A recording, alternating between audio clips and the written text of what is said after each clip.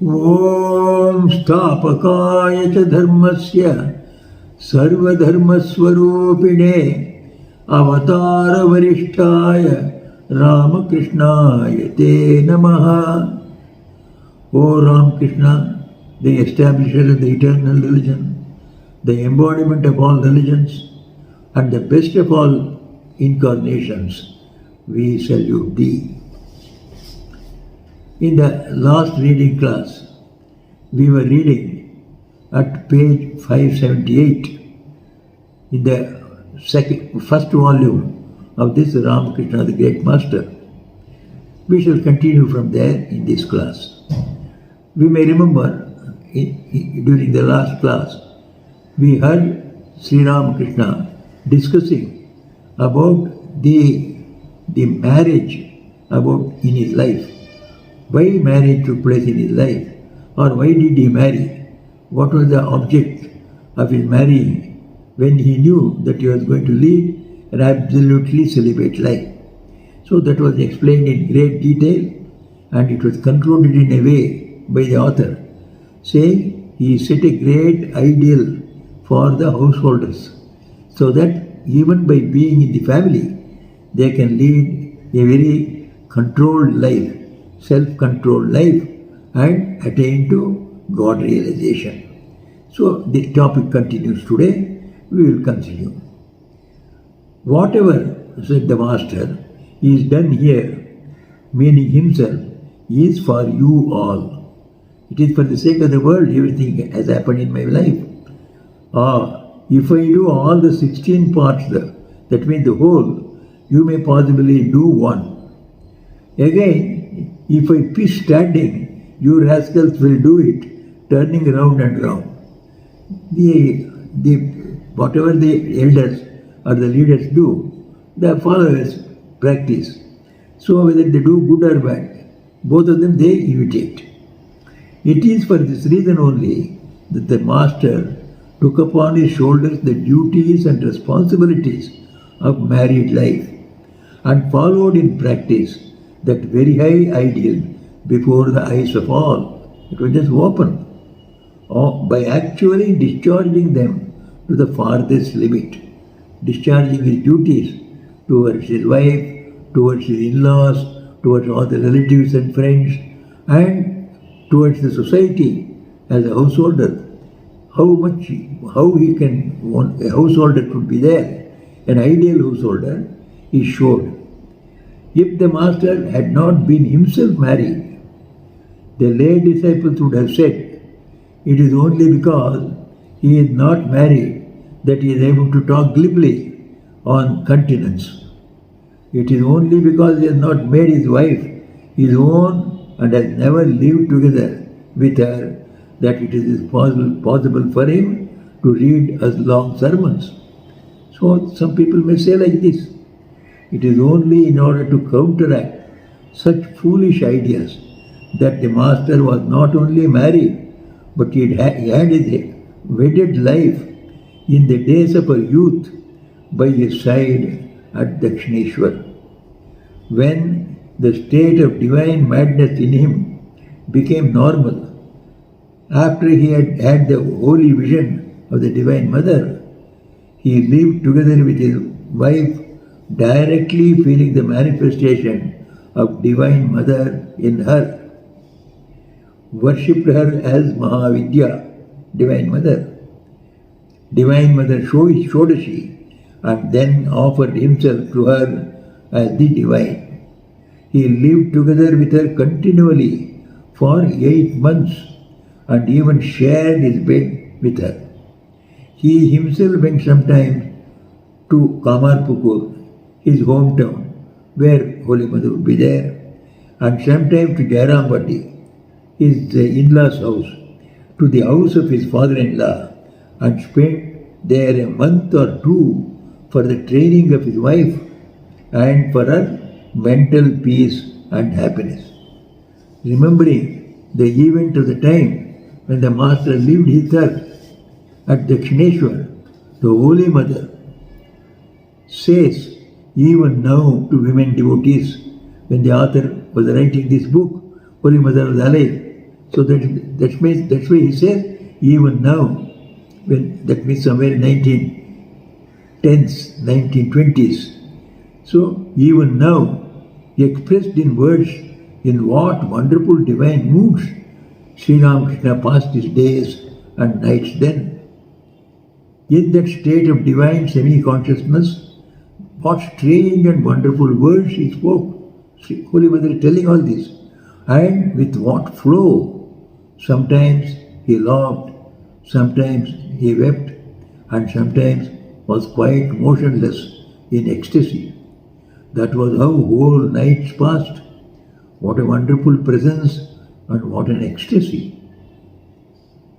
The whole of my body would tremble to see that, and I would wish the night might soon come to an end. I did not then understand anything of ecstasy. One night, when I saw that his ecstasy did not come to an end, I was frightened and wept and sent for Hriday. He came and went on repeating the Lord's name in his ears, when, after a long time, he regained normal consciousness. Then, when he came to know of my suffering, anxiety and fear, he himself taught me how in particular kinds of ecstasy, particular names and mantras of God were to be repeated in his ears. After that, I did not feel so much frightened. He would return to normal consciousness when those names and mantras were uttered in his ears. A long time passed that way, when one day he asked me to go to bed separately in the music room, as he had come to know that I could have no sleep and remained in suspense as to when and what kinds of ecstasy he might have. The Supremely Revered Holy Mother says that the Master taught her then all the domestic matters, such as how to place the wick in the lamp, what sort of man each member of the household was, how to behave with each of them, and how to behave when she went to someone else's house. He taught her also devotional exercises, the reciting of the names and glories of God, meditation, samadhi, and even the knowledge of Brahman. O men rearing families, how many of you teach your own wives this way? How many of you can have devotion to your wives, respect and love for them all your life this way? If for some reason or other the very contemptible physical relationship comes to an end forthwith, we therefore say that it was for you alone that this wonderful incarnation of the age was married and had no physical relationship for even a single day with his wife, and maintained a sweet love for her, spiritual love for her. He did it so that you might learn that it was not for indulgence in sensual pleasure that the institution of marriage had come into being, but that it carried a very high purpose with it. Only that both you, that is wife and husband, might keep your aim fixed at this high ideal and be blessed by observing continence, brahmacharya, according to your capacity in married life, and only that you might prove a blessing to the modern society, devoid of vigor, devoid of grace, and devoid of power, by producing heroic and virtuous children of wonderful intelligence and memory. It is for your benefit that this which was not necessary to be shown to the world by its other spiritual teachers, Rama, Krishna, Buddha, Jesus, Shankara, Chaitanya, or any other, has been shown in this age of Ramakrishna. This householder's ideal by an incarnation to be shown in such great detail by living himself the householder's life, is only we see in this incarnation of Sri Ramakrishna, not in any other past incarnation's life. At that time things were not so bad. Things were very bad in this time. Therefore, Sri Ramakrishna married and set up an ideal marital life to be imitated, to be followed by others. This unseen and unheard of sacred mold of married life has been cast for the first time in the world as a result of lifelong severe austerities and sadhana. Sri Ramakrishna could enact this because of his severe austerities and self-control. Now, as the Master used to say, cast your own lives into that ideal mold and get them shaped after it.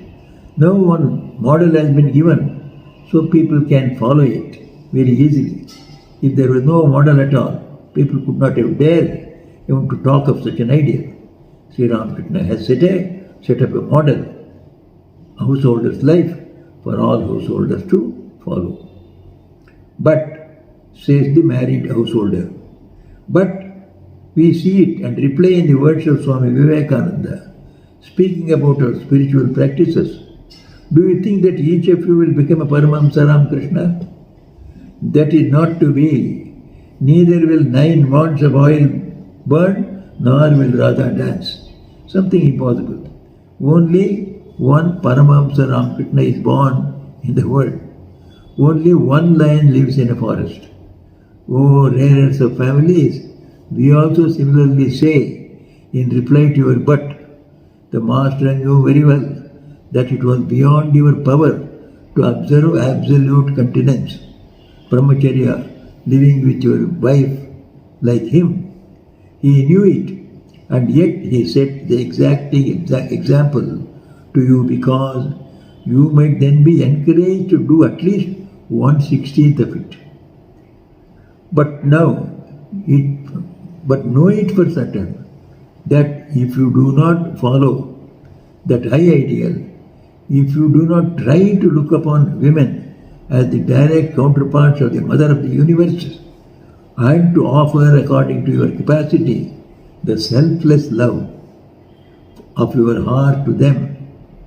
On the other hand, you always look upon women who are the mothers of the world with beastly eyes as your dependent slaves and instruments for providing enjoyments for you.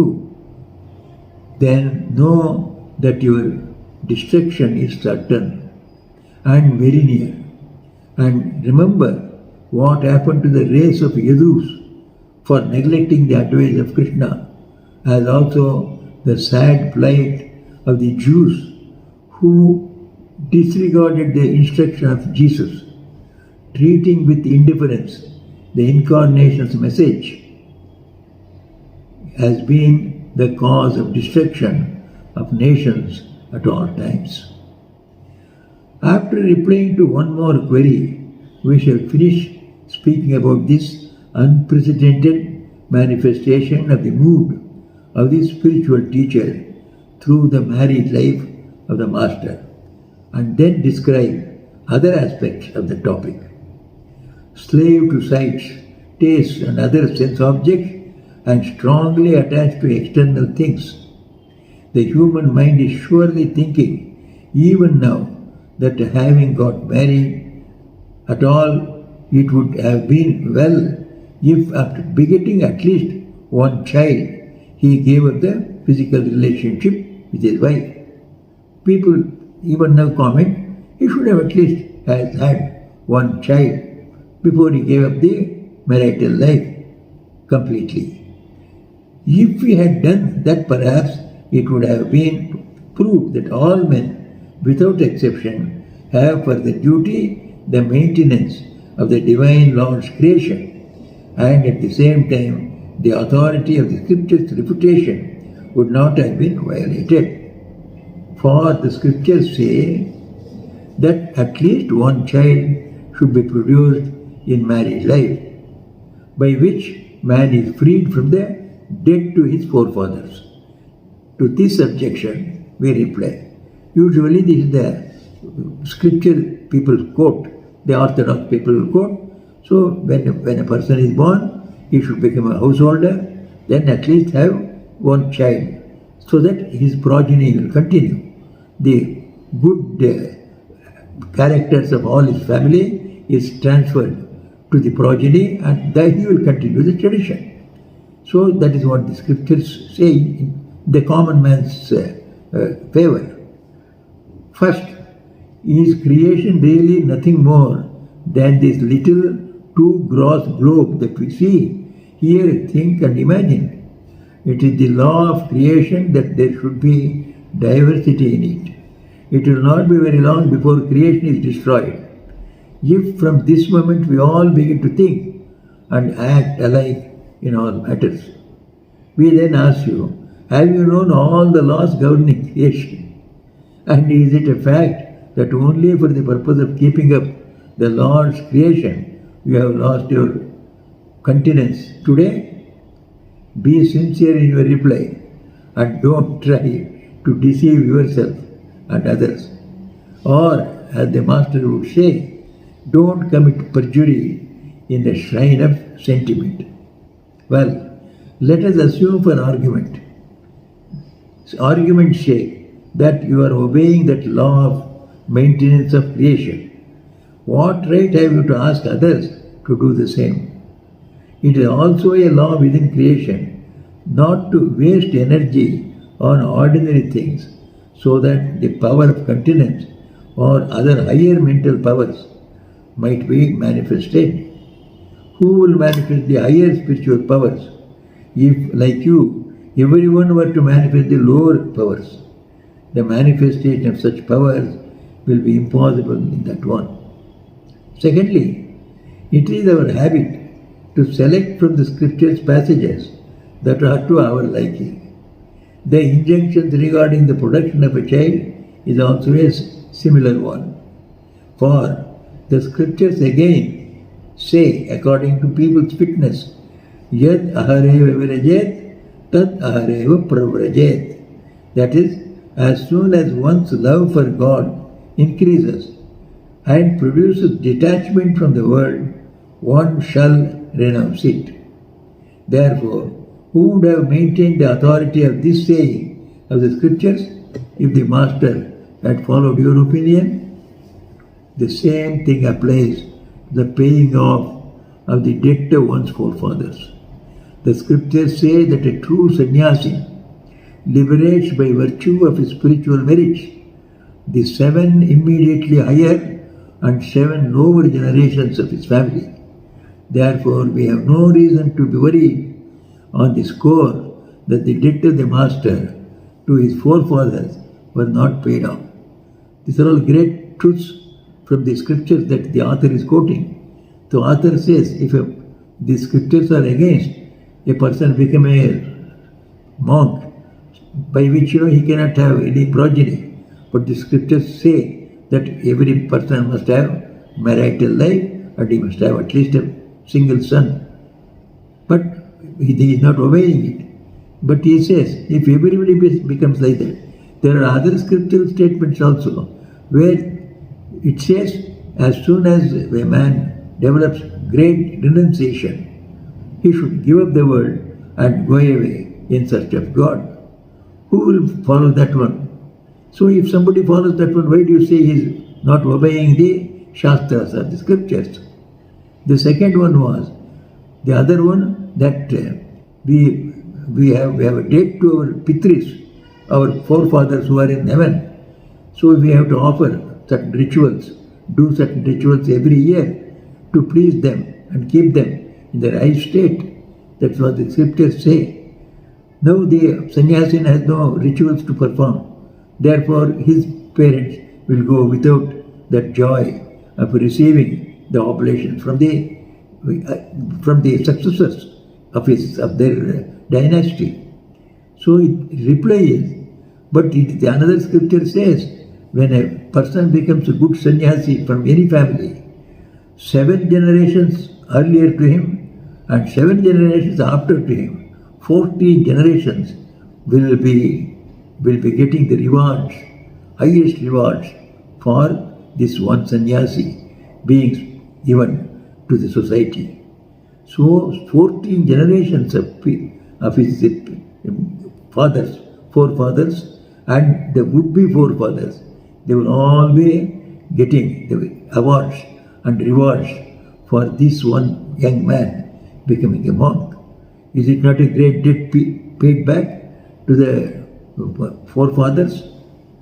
So he says, it is a greater thing that he is paying back than a householder producing a child and giving it to society.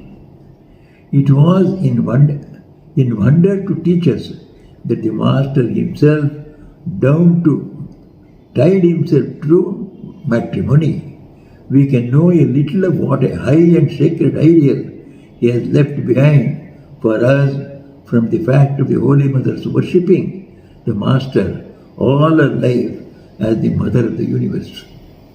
It is generally seen that a man cannot hide his weakness from his wife, though he can do it from others. It is a common truth. The Master used sometimes to say to us about it. All the big wigs, babus, judges, magistrates, etc., however big they may talk, are all, as it were, earthworms, slaves to their wives. When orders, even though unjustifiable, come from the inner department, that is from the wife, they have no power to overrule them. Therefore, if anybody's wife offers sincere, heartfelt devotion to him and worships him all her life as God himself, it becomes indubitably clear that there is no dross in the ideal which he preaches. This is what we cannot say so definitely about any person other than the Master. This is not the place to describe the story of the Master's wonderful Leela of love with his wife, though there is much to say about it. So we introduce this subject only as an indication of the manifestation of the Master's mood as a spiritual teacher. So we come to the end of this topic here. We will continue in the next chapter. Chapter 5. The mood of the spiritual teacher in youth. Veiled by the ignorance consisting of the three gunas, I am not manifest to all, except to some of my devotees. The deluded world does not know me, the unborn and the immutable. Gita, chapter 7, verse 25.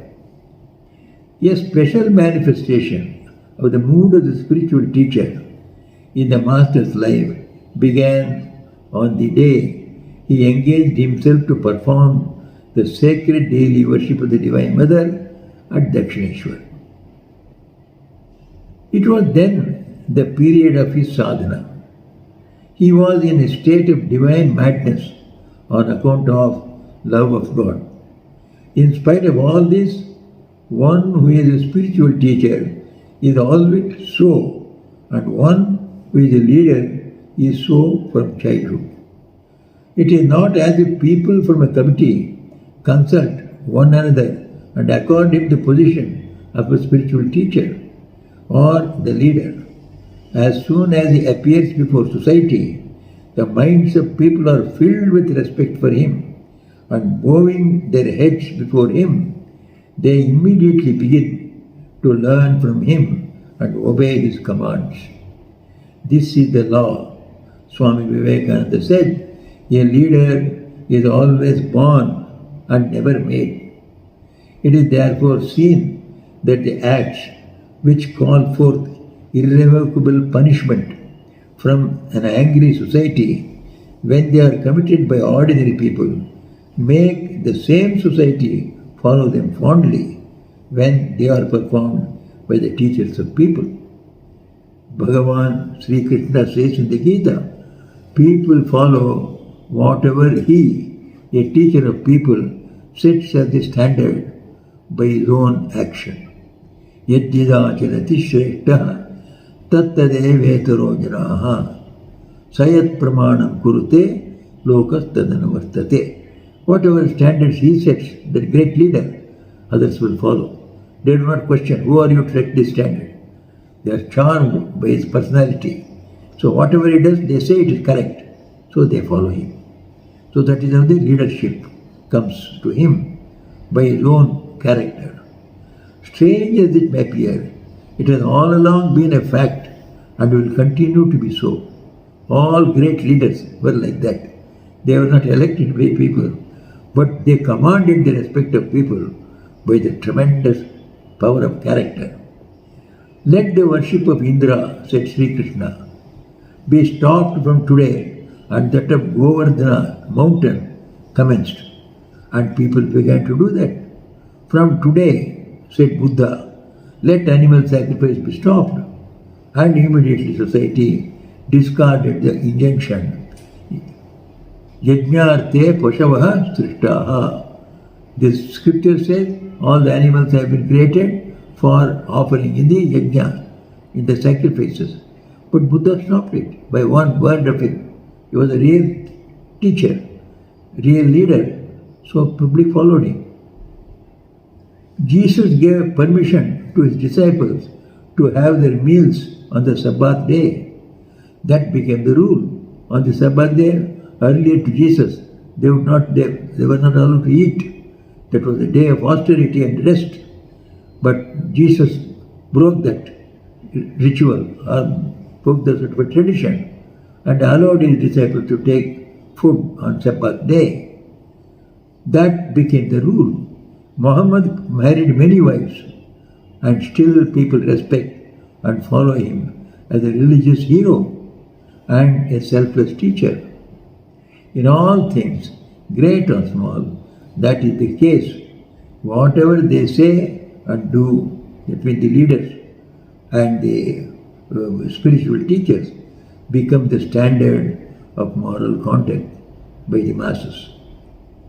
We have already said why that happens.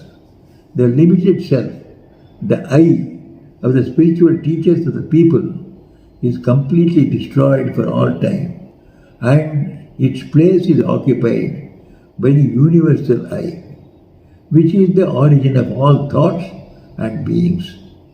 So the small I, the egos, our individual egos, so they have got very little power to command.